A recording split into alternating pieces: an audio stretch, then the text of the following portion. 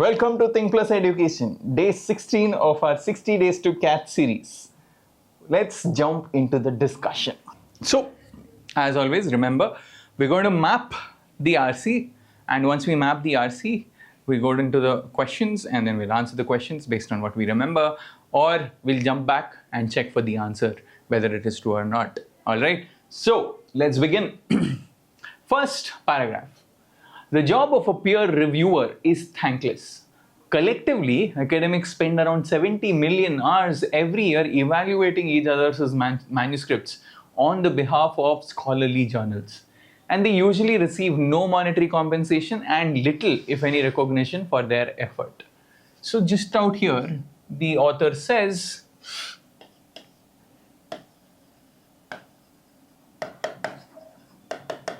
peer reviewing is extensively done,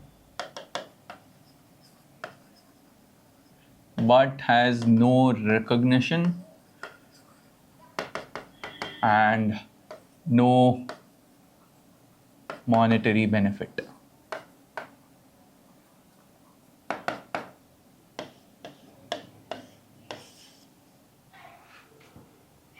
Some do it as a way to keep abreast with developments. Abreast is updated with developments in their field. Some simply see it as a duty to the discipline. Either way, academic publishing would really likely crumble without them. So, just as an extension, despite being critical. I mean, if I were that, I would cry even more. So let's add some tears there. In recent years, some scientists have begun posting their reviews online, mainly to claim credit for their work. Sites like Publons allow researchers to either share entire referee reports or simply list the journals for whom they've carried out a review. So, recent years, alternatives,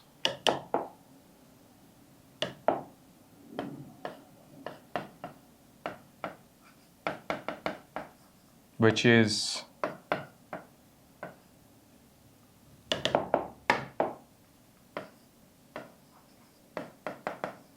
publish reports, or actually reviews.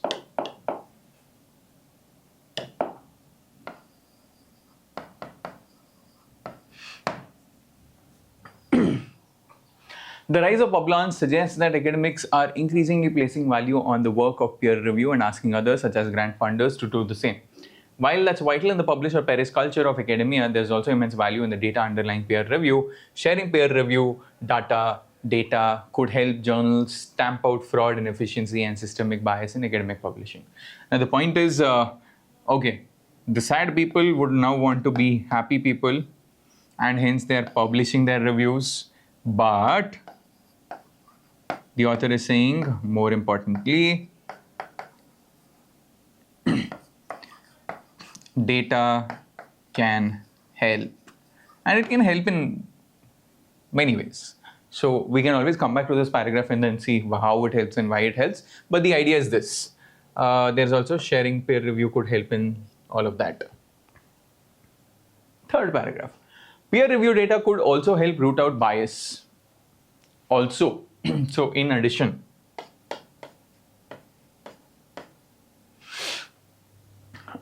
last year, a study based on peer review data for nearly 24,000 submissions to the biomedical journal eLife found that women and non-Westerners were vastly underrepresented among peer reviewers. So only around 1 in every 5 reviewers was female, and less than 2% of reviewers were based in developing countries. Openly publishing peer review data could perhaps also help journals address another problem in academic publishing. Okay, before I go there, this whole thing is in addition to, one, it helps in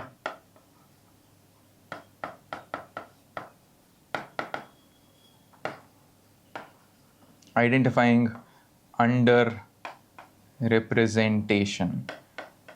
I like how in today's video we have colorful written text on the board, representation of colors. Okay. Now, openly publishing peer-reviewed data could perhaps also help journals address another problem in academic publishing, fraudulent peer reviews. So, I'm too lazy to write that again. Identifying frauds, colorful frauds at that. For instance, a minority of authors have been known to use phony email addresses to pose as an outside expert and review their own manuscripts. So, let's quickly look back. First paragraph, it says reviewing is very important, but it is not given recognition. Second paragraph says, well, some people have now found an alternative where they can say that, hey, I've reviewed something here, look at it. And they're trying to get recognition for the work that they are doing because, well, they've not been getting it till now.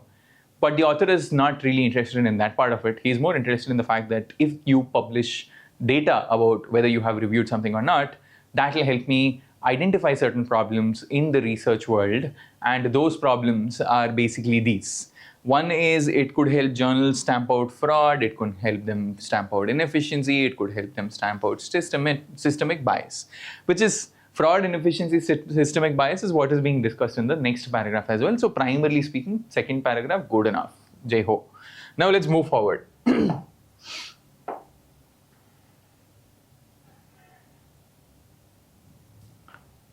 Now, like always, there is somebody who is opposing. You say right, I say left. That is how we are. So, well, can't help it. The job of a peer reviewer is thankless. Okay, why did I get back to the same page? One sec, hang on people.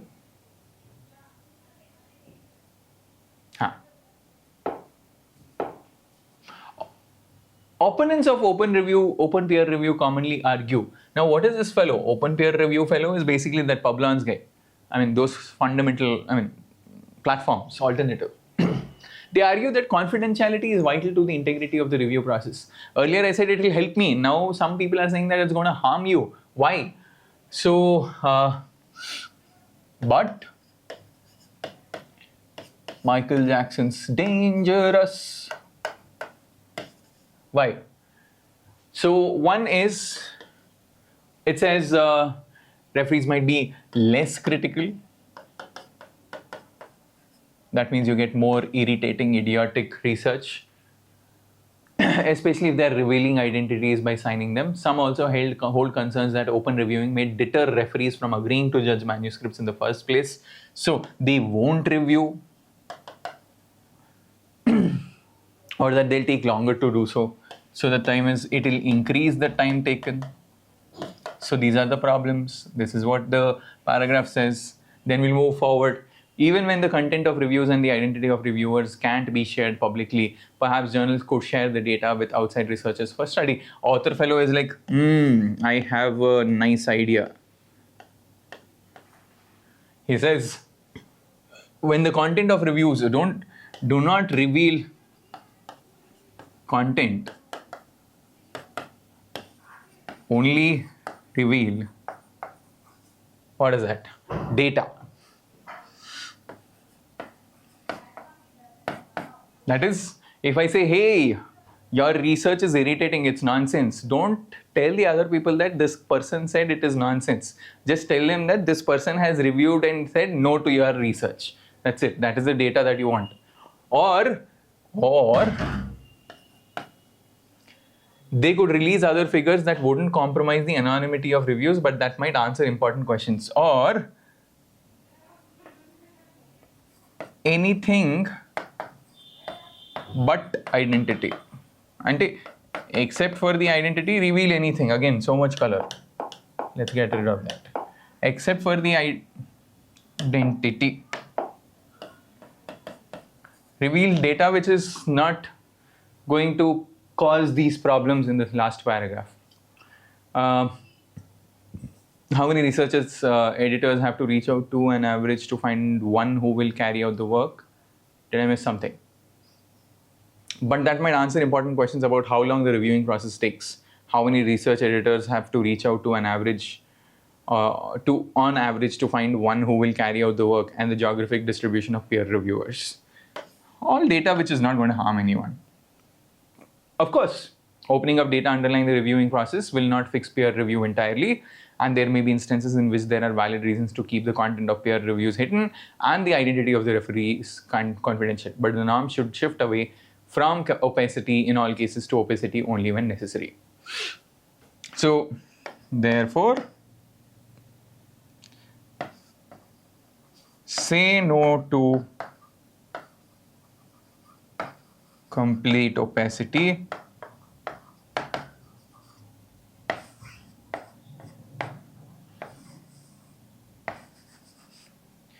Say yes to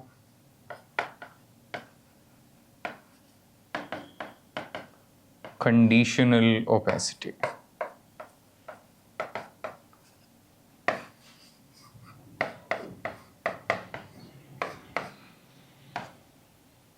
That is what it says.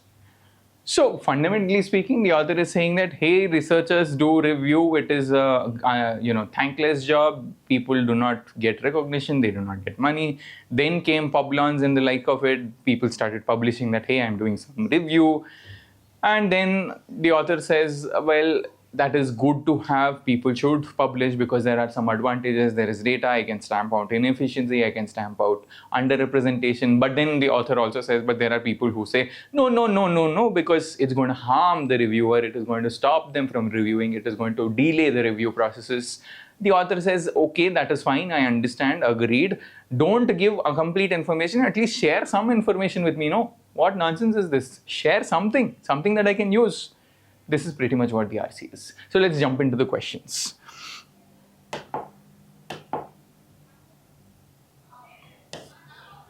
The first question says something. And what is that something? Based on the passage, we can infer that the author would most probably support. So what would the author support? The author would most probably support something which says that, Arey bhai, give me some information.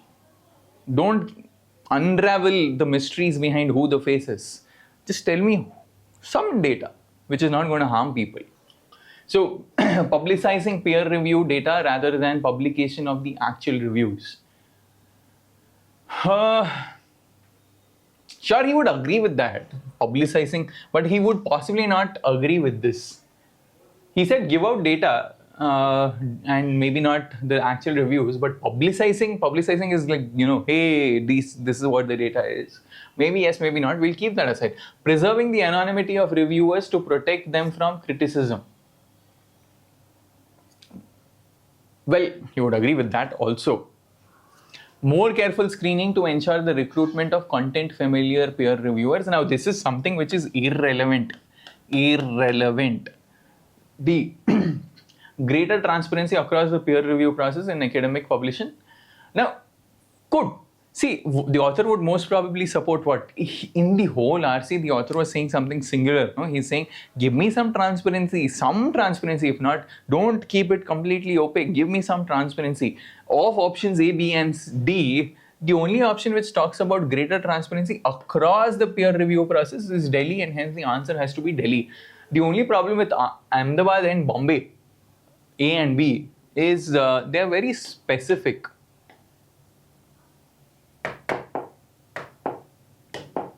Very specific to certain points out there, which is a little tricky, but then this is the overall aspect of it. So I tend to go with Delhi. Question number 2.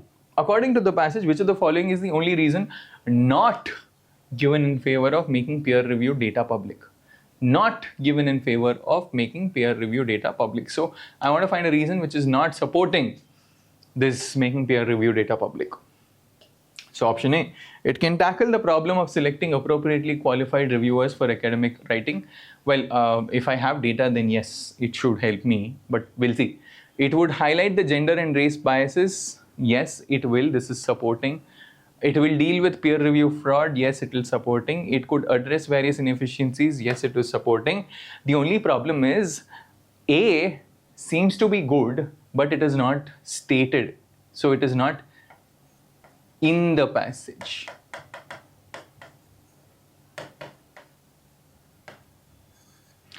That is the point, no? Not given in favor of making. Now, that is favoring transparency, but it is not given in the RC, and hence that has to be the answer.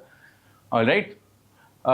Question number 3. According to the passage, some are opposed to making peer reviews public for all the following reasons except. So except means, so let's see, except all the following reasons except. So one of them is not a reason.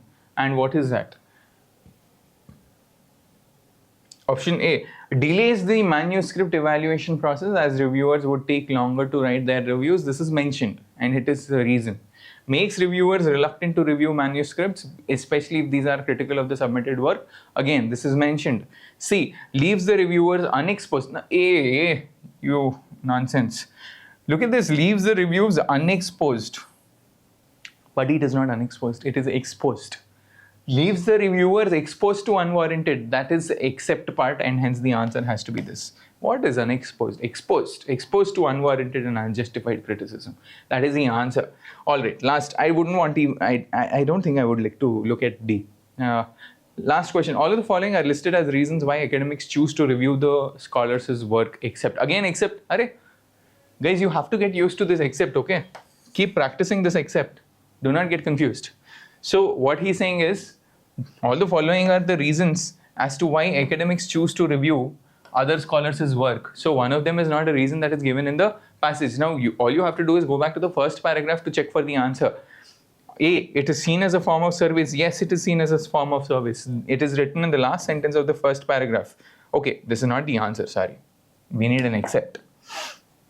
So this is true and hence not the answer. It helps them keep abreast. You remember the word we use there, keep abreast, and hence that is not the answer. It is seen as an opportunity to expand their influence. Absolutely not. Nobody is trying to expand their influence. It's a thankless, grateful, okay, not a grateful job. And hence nobody is trying to improve their influence. Some use this as an opportunity to publicize their own review work. But some might use it. The answer has to be C. Some might, because if you remember,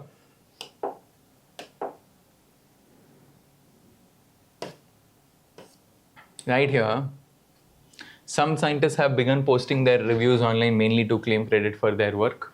So that is also mentioned. Ideally speaking, so that is the answer. Here we have it. The answer is option C. So that is it, and we are done with the RC for today. I will catch you again in the next video.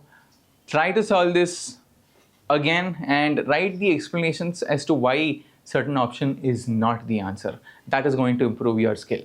Thank you. Bye-bye. Adios. I'll catch you again.